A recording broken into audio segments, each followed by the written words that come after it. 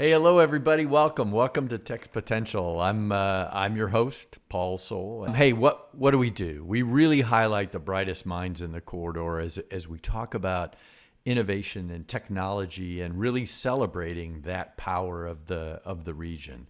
Today we've got Desh Bagley, who I got a chance to meet a while ago. I've been here a little over 2 years now, and she is a true force to be reckoned with. Now, Desh, be patient. Let me read a few things. You have these titles, and I want to make sure I get them all in, and then we'll talk about them. And we are celebrating STEM. That's the whole idea, and you couldn't ask for a better guest on this one. Desh is the founder and CEO of Tech Play Zone, the director of State College of Florida Manatee Sarasota Coding Academy, and I've had a chance to meet some of her students, which are awesome, and also first Lego League 2020 Global Volunteer of the Year. She founded Tech Play Zone over 17 years ago to bring STEM programs to students in the Tampa Bay area and has hosted a range of hands-on virtual workshops. So with that, Desh, welcome, and thank you for taking the time. I enjoy it. We haven't talked in a few weeks. I'm glad to see that you survived the hurricane. But tell the group a little bit about your background, and we'll begin to sort of peel away at the various things that you're doing. I love it. I love it. And thank you for having me on. I watched the first episode and then I watched several others, and I thought to myself, I want to be with Paul. I want to be on the podcast. So thank you so much for giving me the invitation.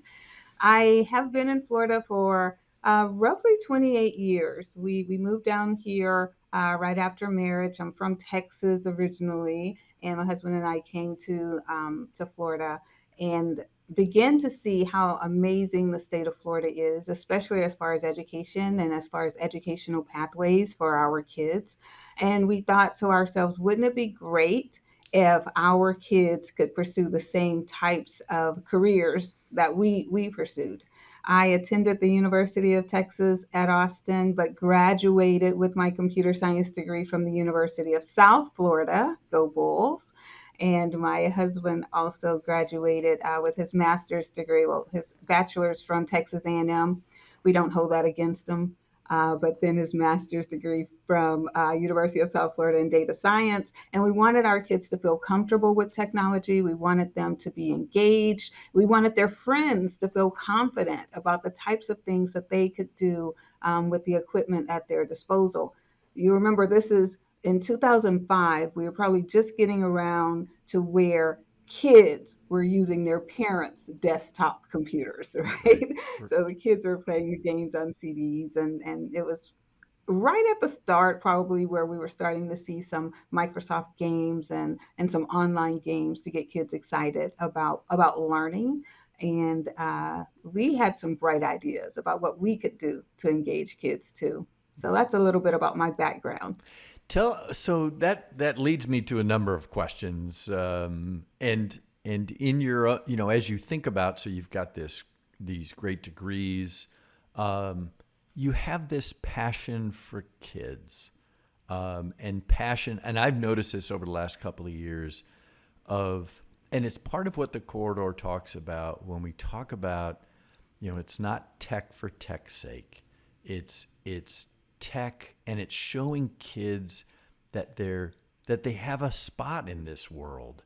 So kind of describe for us how you got into, let's say, first Lego League, and because you're doing so many things. And so let's talk Yeah. about how you got into that, and why, and what that's leading to.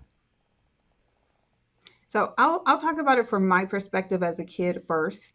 I'm the oldest of five, and being the oldest of five, I have been told that I'm a little bossy, that I like to tell people what to do, and I sort of expect them to do it. And I realize that not a lot of people like to be told what to do, but guess what? Computers do not care, Paul, when you tell them what to do. So even as a young person, when I started programming computers, programming machines, I love the fact that I could give a command and see that command executed just the way I liked it. And if there was a problem, I could tweak it, I could debug, I could fix it, I could make it even better. So I got into computer science just from the sheer fact of my personality is so straightforward and and direct. Um, and then what I discovered in college while I was starting to learn about the internet and chat and online virtual communication, my friends weren't there. They weren't engaged in that. They didn't have it when they were in high school. And so they weren't quite as comfortable. So whereas I was in the computer lab making things happen and helping other people, my friends were the ones asking me for help. And I thought to myself, I think if they had earlier exposure, they would feel more confident and they would be better prepared for what we're facing in college, back in those days. And lo and behold, that whole concept of helping young people find their comfort level, their confidence, their worth and value in being creators and not just consumers of tech, that has stuck with me for decades now. When my kids came along, I have 5 young adults now, but back in those days when they were little, they didn't necessarily think of themselves as cool or remarkable. They didn't see the brains and the critical thinking and the logic skills that they had as things to be valued, whereas I knew that those were absolute skills that would be very valuable. And so I wanted to encourage them to pursue technology, pursue whatever it was. It was robotics or game design or 3D modeling. I wanted them to have an avenue in which they could pursue that and not alone. I wanted them to pursue it with their friends. I wanted their friends to come alongside and also have some fun learning how to engage with technology in a way that would prepare them to be critical thinkers. And so I guess that's where my passion came from, that entrepreneurial spirit in me that started Tech Play Zone, first for my own kids, but then also for their friends, that still exists today. And it exists with First Lego League, and I'll be happy to talk more about that. Yeah, so let's talk about that because one of the common themes that I've seen in my 2 years here is truly opportunities for kids. I mean, I think first Lego League, first robotics, passionate, Yes. community driven folks like you who then take these opportunities and really leverage your own. I mean, it's like leveraging tenfold over. So talk to us about first Lego League as a good starting point. All right. So FIRST is an international organization, and I think so many of your guests have talked about FIRST. I've watched some other podcasts where they've shared the excitement that goes on in this volunteer-driven international STEM program. So what FIRST does, FIRST stands for Inspiration and Recognition of Science and Technology, founded by Dean Kamen, who is one of America's best and most amazing inventors, at least in our generation. Dean had the idea of allowing the best and brightest to come together and compete, but not only compete, but cooperate. So his thought process is everybody rises when iron sharpens iron, and I take what I know and I share it with my competitor so that then my competitor can use what I've shared. They could share with me what they've learned, and then together we're very successful. And in First Lego League, we do that oh so very well. We call it cooperation, where you go hard, right? You go hard at it. You want to be the best. You want to win the trophy. You want to win the competition, but you want to win against a component who is equally as able as you are. And so First Lego League allows young people to have a robotics competition, but at the same time solve real world problems. This year's theme, just putting it out there, is super powered. So we're looking at energy problems and energy solutions. And so in kindergarten through eighth grade, which is First Lego League, kids all over the world,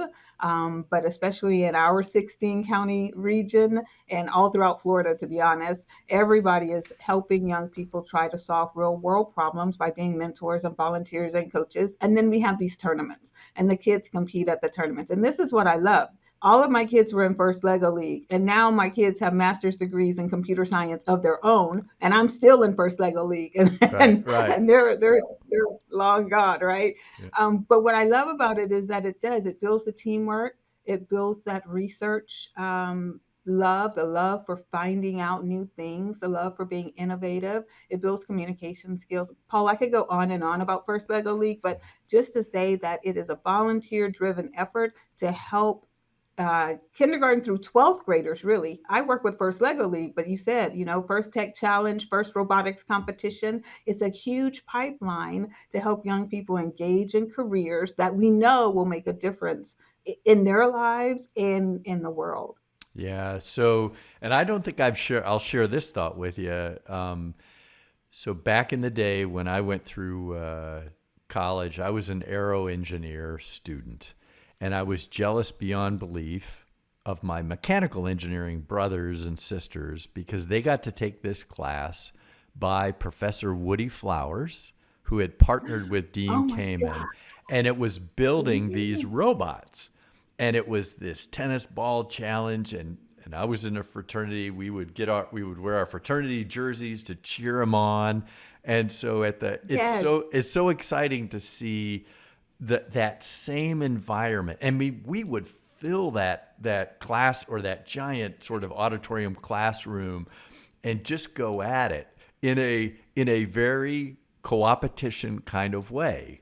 And just a quick one. It's the other thing you talk about is creativity, because I remember the first time I saw the giant mega robot that said, you know what, this one's going to kick this little tiny one, and then you found Oh, out that little tiny one ran around in circles and wound up unplugging the other one, and the thing's dead, and so it's just, and that was 40 years ago for me. So right. that what you're doing, and really spreading that across. And the other thing I would say, Desh, is, I remember when your name came up last year because there are first robotics, first Lego leagues around Florida, and so you Yes. become this connector Yes. of ideas and volunteers and those kinds of things. Those kids who were competing with me and my kids in 2005 now have kids of their own Yeah. that they're introducing to First Lego League. And so the tradition, the legacy, it keeps going. It Yep. doesn't stop. And Yep. you're right, those connectors are, especially in Florida. I got to tell Florida, for first in Florida, when we go to the championships, we bring the most volunteers, the Yep. most mentors, the Yep. most coaches. And I mean, of course, thanks to great sponsors and great, thanks to great industry partners for sure. But Florida shows up, and everybody knows that we are here creating a talent pipeline like no other. Yeah, and yeah, that's just to me super exciting. Let me shift a little bit. There are a couple things I want to ask you. Um, I'll ask this one first. Talk to us about your coding academy, because one of the things when I got a chance to visit you and see that you gave me a chance to see some of the students, and this isn't just about young students. This is about, I met one gentleman who was on a sort of a career transition. So talk to me about what you're doing with the Coding Academy, and the opportunities that you provide in that world. Awesome. So I was reached out to by State College of Florida because of what I had been doing with Tech Play Zone and because of what I had been doing with First Lego League. And so, like you said, word spreads around, right? And my name gets passed around. The State College of Florida had received a Department of Economic Opportunity grant.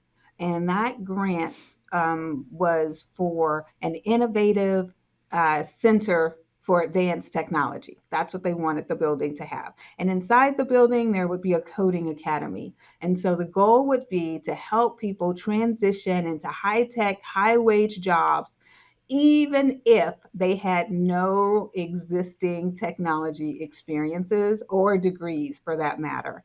So here I am as the director of the IT Coding Academy at State College of Florida with the amazing opportunity, Paul, to meet people from all walks of life and and tell them and empower them and be the cheerleader that says to them, if you are excited about cybersecurity or software development or machine learning or Amazon cloud services, if you have a passion for solving problems and creating solutions, then at the Coding Academy, we have training. We have premier training. We have hands on, amazing training for you to engage in.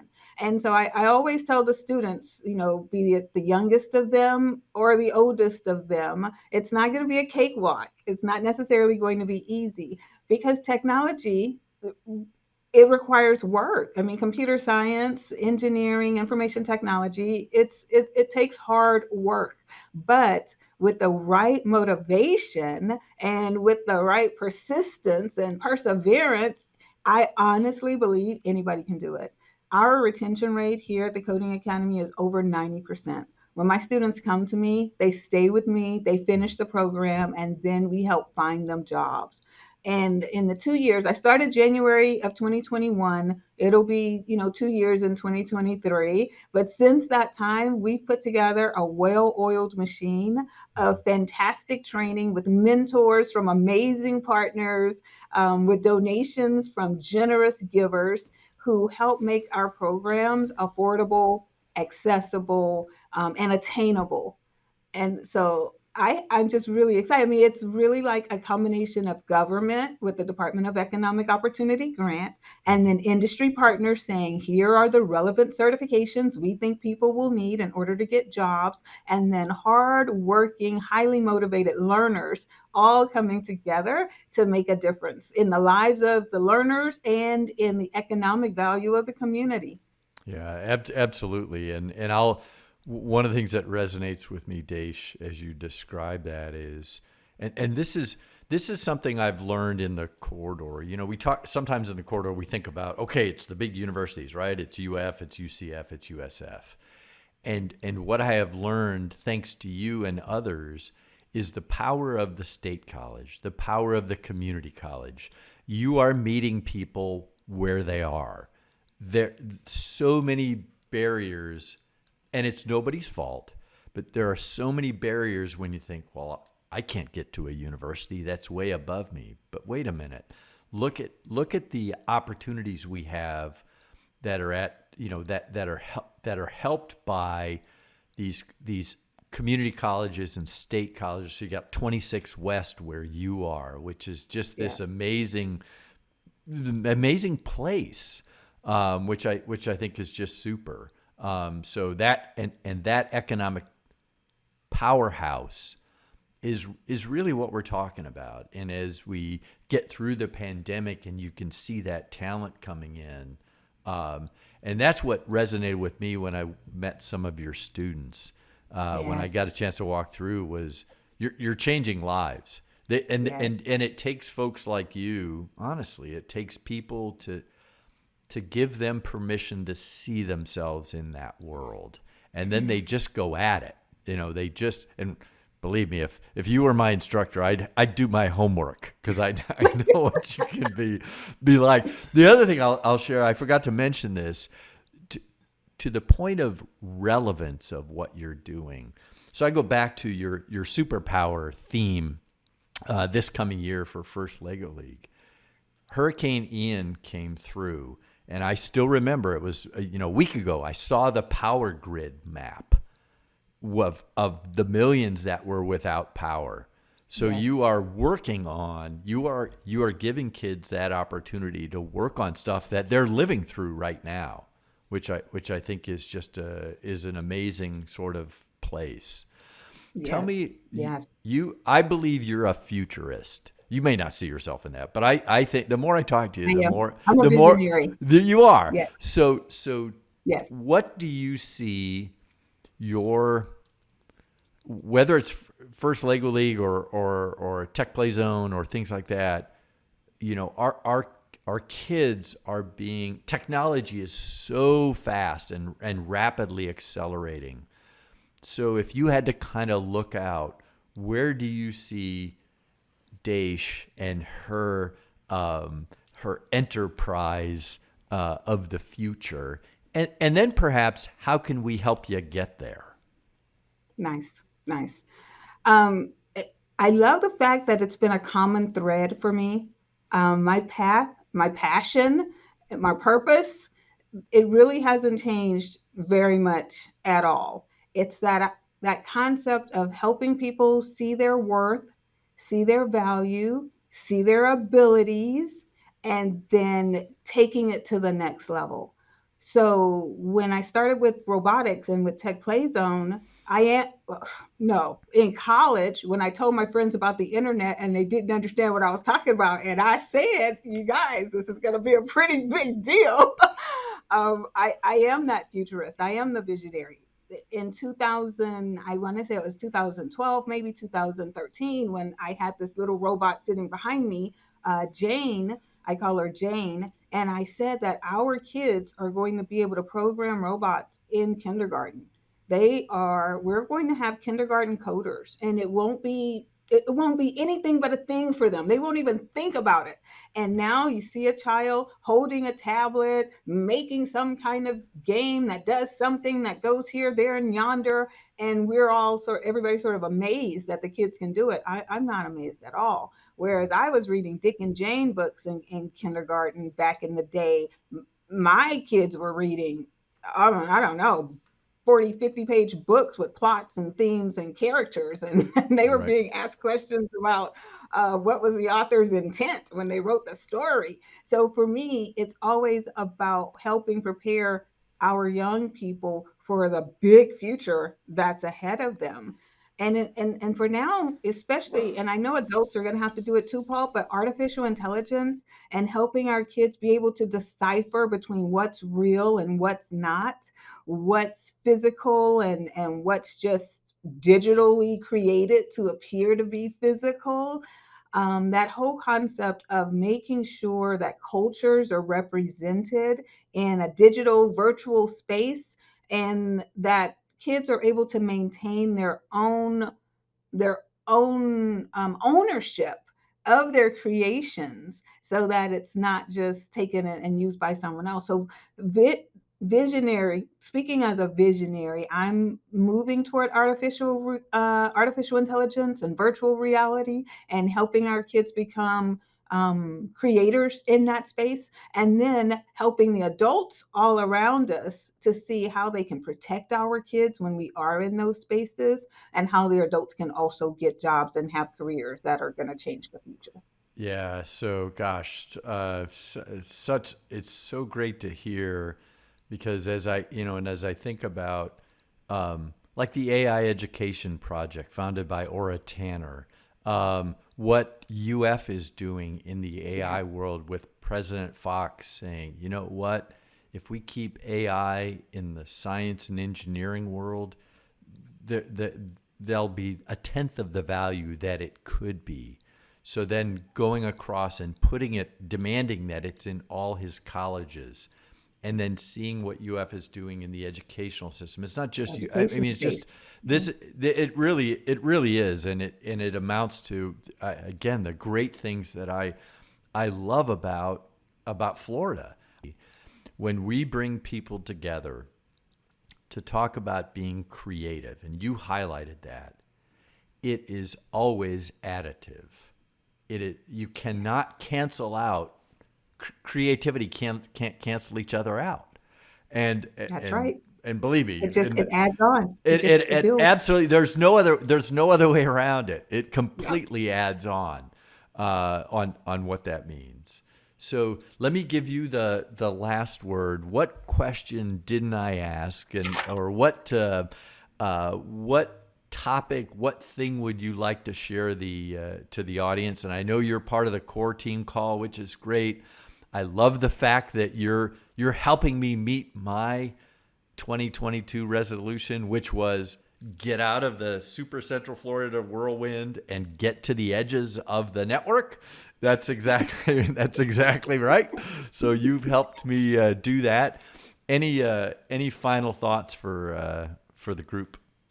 I love it. I wrote some things down because I want to share that adults are the biggest single influencer over how young people see themselves and their capabilities. And so every time you get a chance to encourage a young person to step into the world of creativity and innovation, problem solving, and critical thinking, please do so. A lot of young people don't see themselves as having those skills. And my gosh, they can have those skills.